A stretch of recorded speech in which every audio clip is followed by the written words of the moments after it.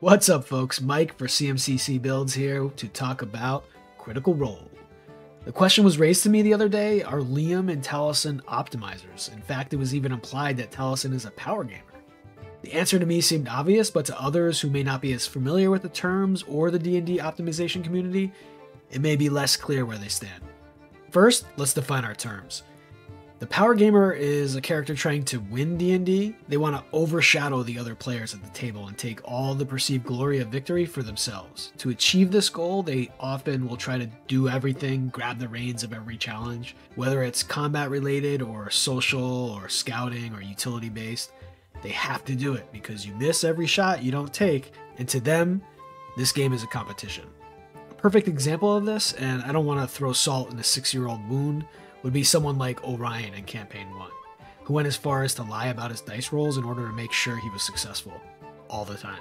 A specific example that has sat with me for ages is when Vox Machina was trying to solve a difficult puzzle in episode 16 that required a nearly impossible archery shot. Laura as Vex is the obvious choice to take the shot. Several people give her buffs to help her make it. It's an intense moment and Laura rolls a nat 20.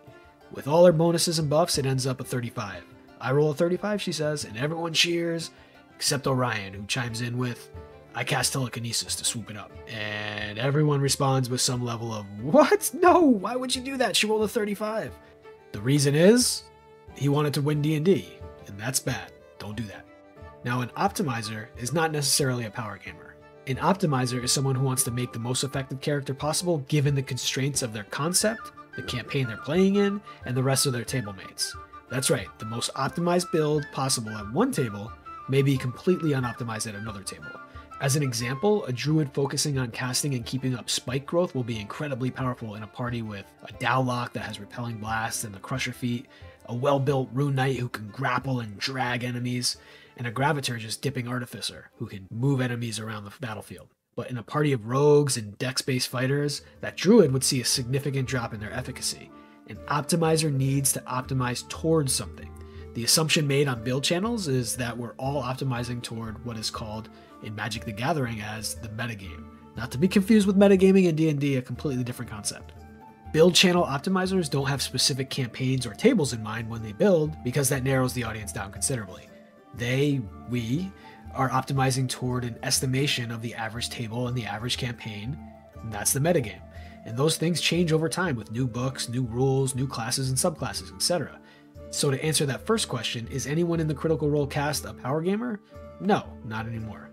They can border on toxic gaming, for example when someone intentionally fails or makes suboptimal choices for the fun of it. These toxic gamers derive pleasure from messing things up for other people. But in the Critical Role game, as long as it's in character and as long as it's in good spirits, it's entirely welcome and even expected.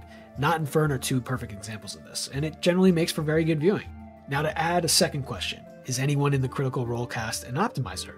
Liam and Taliesin certainly are, right? Well, no, not really. They try their best to be effective, but almost all of their builds and many of their choices are suboptimal, both for their table and nearly any in the current meta. So then the question becomes, should the Critical Role table optimize? If the answer is no, why is that? It seems there's a belief, especially among Critical Role fans, that optimization hurts your role-playing capabilities, that somehow these two skills are inversely correlated, or a zero-sum game, or diametrically opposed. I've never understood this stance or even the belief that it's perfectly acceptable for the Critical Role table to tank their optimization and tactical knowledge of the game because of the high quality of their acting and role-playing. Now don't get me wrong, at your own table, play the game any way that provides you with any level of fun. For you, it's a game. For Critical Role, it's a job.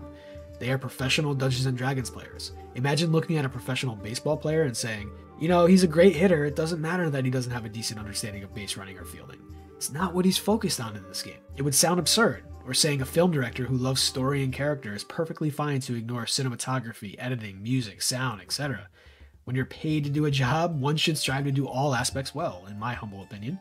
But is it even possible for them to do so? If role-playing and optimization are two pieces of a zero-sum game, then increasing one will decrease the other. Let's take a really easy example to test this zero-sum theory out. For my stats, I have a 16 and an 8 that I need to place in either strength or charisma. My character is going to wield a two-handed greatsword that uses strength for attack and damage rolls. Should I place the 16 in strength or the 8? Obviously the 16. Has my ability to roleplay suffered in any way because of this decision? Of course not. My role-playing skills have not changed at all because I've taken this very obvious step toward character optimization. And you may think to yourself, well, that's an obvious choice, it's not really optimization, except that it is optimization. You're making sure your character is more effective in combat by giving the character a positive attack and damage modifier.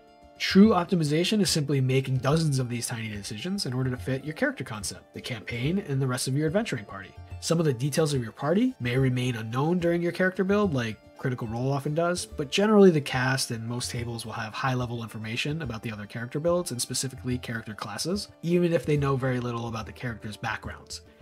Perfect information isn't necessary to make smart optimization choices. You may then say, well, if I focus on optimization, how can I also focus on my role-playing skills? Well, first, as it pertains to Critical Role, they are already top-notch actors who don't need much help, if any, on how to play a character. That's in the bag for them. They do need time to develop their characters in terms of personality, characterization, voice, but much of that happens over time during the actual campaign or in pre-game testing like we saw with EXU. And as professional D&D players, I'm not sure lack of time is a legitimate excuse. Optimization isn't a skill that takes years to develop, especially given the massive amount of optimization content that exists out there in the wilds of the internet. We can get into the topic of diminishing returns and how focusing too much energy on one skill may leave another lacking as time, energy, and brain power become limiting factors, but I don't think anyone is devoting that much time to a game that has no actual winner. This is a problem that more often faces professional athletes and professional gamers. All that said, I love Critical Role and what they do. And what I want to do here, more for fun than anything, is take a look at the Critical Role characters and rebuild them optimally, without losing the essence of the character. I'm not turning a wizard into a sorcerer, for example, but I may multi-class that wizard, even if at first glance that seems to change their story. For those that may be new to this channel, flavor, especially class and subclass flavor, is there as a guide, not a strict rule. Having two classes doesn't mean you're beholden to the background and themes of each class.